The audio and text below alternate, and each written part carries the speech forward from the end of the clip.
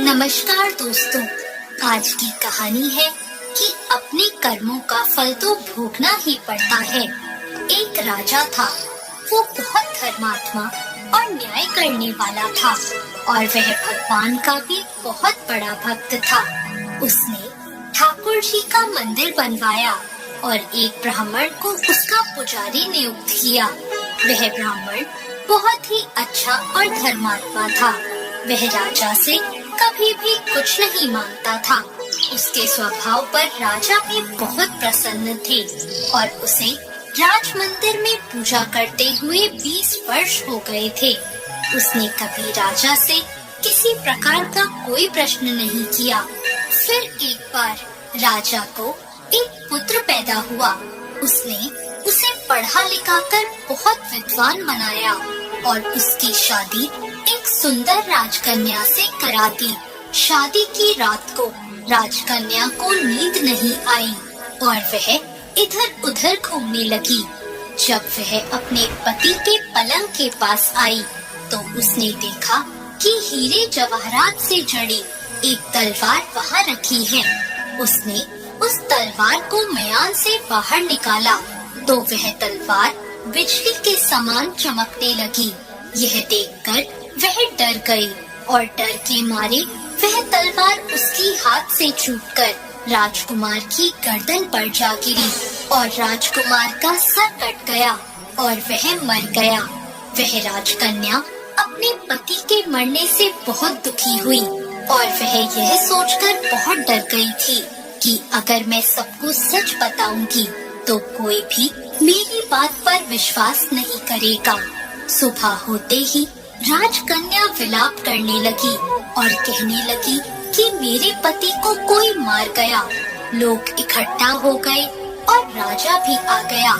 राजा ने आकर पूछा, किसने मारा है? वह कहने लगी, मैं नहीं जानती वह कौन था, परंतु उसे मैंने ठाकुर जी के मंदिर में जाते हुए देखा है।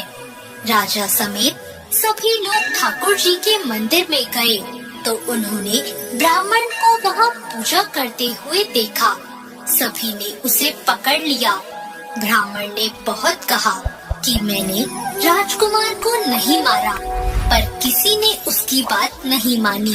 राजा ने भी बार बार सोचा कि ब्राह्मण निर्दोष हो सकता है, लेकिन सभी के कहने पर राजा ने ब्राह्मण से कहा, मैं तुम्हें प्राण दंड तो नहीं देता, लेकिन जिस हाथ से तुमने मेरे पुत्र को तलवार से मारा है उस हाथ को काटने का आदेश देता हूँ।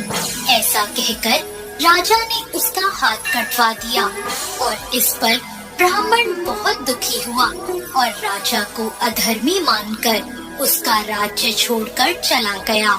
उसने फिर बहुत खोज की कि कोई विद्वान ज्योतिषी मिले तो अपने बिना किसी अपराध हाथ कटने का कारण उनसे पूछूं। फिर उसे काशी में एक विद्वान ज्योतिष मिले। वो ज्योतिष से मिलने उनके घर गया तो वो ज्योतिष वहाँ नहीं थे ही। थोड़ी देर में वो ज्योतिषी घर आ गए। उनके घर आने के बाद भी उनकी पत्नी उनका तिरस्कार कर रही थी, पर ज्योतिषी चुप रहे और उन्होंने अपनी स्त्री से कुछ भी नहीं कहा। इसके बाद वो अपनी गद्दी पर जाकर बैठ गए। ब्राह्मण को देखकर ज्योतिषी ने कहा, कहिए ब्राह्मण देवता, आपका कैसे आना हुआ? ब्राह्मण ने कहा, आया तो अपने बारे में पूछने था, लेकिन पहले आप अपना हाल बताइए कि आपकी पत्नी अपनी जुबान से आपका इतना तिरस्कार क्यों करती है? तब ज्योतिषी ने कहा, यह मेरी स्त्री नहीं, मेरा कर्म है।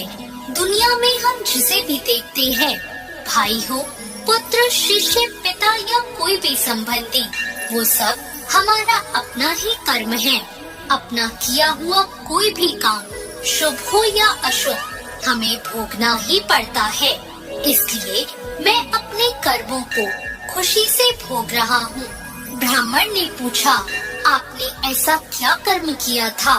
तो ज्योतिषी ने कहा, पूर्व जन्म में मैं एक कौवा था और आज जो मेरी स्त्री है वो एक गधी थी।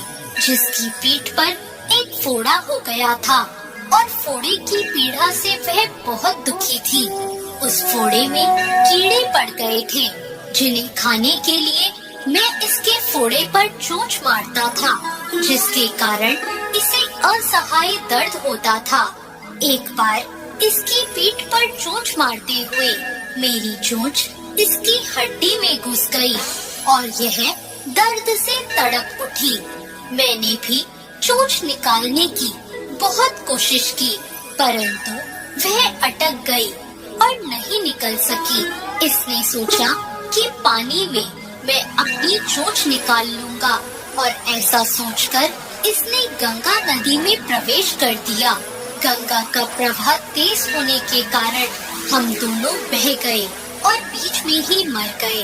तब गंगा जी के प्रभाव से यह तो ब्राह्मणी बनी और मैं बहुत बड़ा ज्योतिष बना और आज ये मेरी पत्नी बनी है, जो कुछ दिनों के लिए मुझे अपने मुंह से गाली निकालकर मुझे दुख देगी।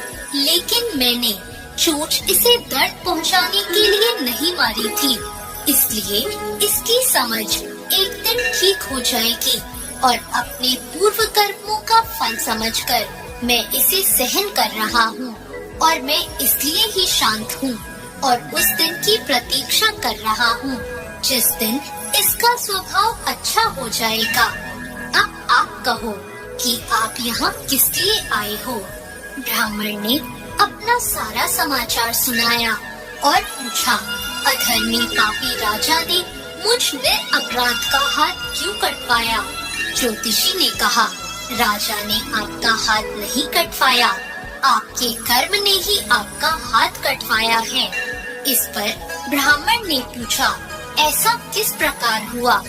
तो ज्योतिषी ने कहा, पूर्व जन्म में आप एक तपस्वी थे और राजकन्या गाय थी तथा राजकुमार एक कसाई था। जब कसाई गाय को मारने लगा तब गाय अपनी जान बचाकर आपके सामने से जंगल में भाग गई। पीछे से कसाई आया और आपसे पूछा कि गाय इधर तो नहीं आई। आपने जिस तरफ गाय गई थी उस तरफ अपने हाथ से इशारा किया तो कसाई ने जाकर उस गाय को मार डाला। इतने में जंगल से एक शेर आया और गाय और कसाई दोनों को खा गया। कसाई को राजकुमार और गाय को राजकन्या का जन्म मिला एवं पूर्व जन्म में किए हुए मनीष एक ऑटो रिक्शा एक चलाता रात्रि था। के जब वो 15 साल का था तब उसके पिता का देहांत हो गया। इसी कारण मनीष को ही घर की जिम्मेदारी उठानी पड़ी और कॉलेज की पढ़ाई छोड़कर पिता की ऑटो चलाने का काम मनीष ने संभाल लिया। मनीष की बड़ी बहन सुलेखा की शादी में जो उसके पिता ने कर्जा लिया था उसे उतारने के लिए मनीष ने अपना घर भी बेच दिया और माँ के साथ किराए के घर में रहने लगा। मनीष की बड़ी बहन अपने ससुराल में खुश है। इस बात की उसे बहुत तसल्ली है। माँ, सुलेखा दीदी का मेरे मोबाइल पर फोन आया, तुम बात कर लो, फिर मैं ऑटो लेकर काम पर निकलता हूँ। हेलो सुलेखा दीदी, ये लो माँ से बात करो। हाँ बेटी, अपना ध्यान रखा कर, खूब खाया पिया कर, इससे बच्चे की सेहत पर अच्छा असर हो। अब बस यही इच्छा है कि जल्दी से मैं नानी बन जाऊँ और मनीष मामा। हाँ वो तो है, अब मामी कहलवाने वाली बस आ जाए तो मैं सुकून से तीर्थ यात्रा पर निकल जाऊंगी। नहीं नहीं, अपने नाती पोतों को खिलाकर ही तीर्थ यात्रा पर जाऊंगी। माँ, बस मनीष के लिए अच्छी सी लड़की ढूंढ लो जो घर संभाले।